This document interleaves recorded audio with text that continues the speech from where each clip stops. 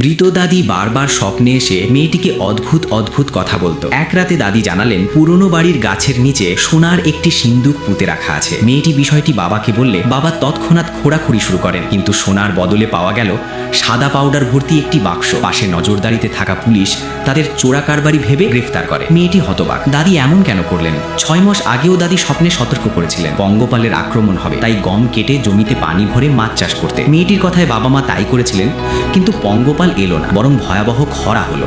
সব মাছ মরে গেল, পরিবার ঋণে ডুবে গেল। বাবা জেলে গেলেন, মা হার্ট অ্যাটাক করলেন। মেয়েটি ভেঙে পড়ল। তখন দাদি তৃতীয়বার স্বপ্নে এসে বললেন, লি ডাক্তারকে ডাকো, তিনি তোমার মাকে বাঁচাতে পারবেন। মেয়েটি জোর করে ডাক্তার আনলেও মা বাঁচলেন না। একই সময়ে এক দুর্ঘটনার রোগীর চিকিৎসা না পেয়ে মারা গেল। সে ছিল মেয়েটির প্রেমিক। শোকে পাগল হয়ে মা মেয়েকেই দোষারোপ করে তার প্রাণ কেড়ে নেয়। মৃত্যুর মুহূর্তেও মেয়েটি ভাবছিল দাদি কেন তাকে ধ্বংস করছেন। হঠাৎ তার চোখ খুলে যায়। সে 6 মাস পেছনে ফিরে এসেছে, সেই দিনে যেদিন প্রথম দাদি স্বপ্নে এসেছিলেন। এবার সে বাবা মাকে পঙ্গপালের গুজবে বিশ্বাস করতে দেয় না। কীটনাশক ব্যবহার করা হয়, ফসল ভালো হয়, কিন্তু পরের দিন সত্যিই পঙ্গপালের আক্রমণে সব নষ্ট হয়ে যায়। রাতে দাদি আবার সোনার রহস্য জানায়। এবার মেয়েটি বাবা মাকে না জানিয়ে সরাসরি পুলিশকে খবর দেয়। খোঁড়াখুড়িতে সত্যিই সোনার ইট পাওয়া যায়, যা 15 বছর আগের ব্যাংক ডাকাতির লুটের মাল ছিল।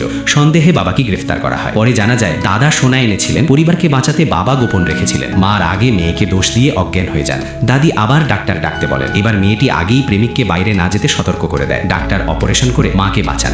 মেয়েটি স্বস্তির নিঃশ্বাস ফেলে প্রেমিককে ফোন করে, কিন্তু তার ফোন বন্ধ। আবারও ভয় জাগে। ভাগ্য কি সত্যি বদলেছে, নাকি নতুন কোনো বিপর্যয় অপেক্ষা করছে?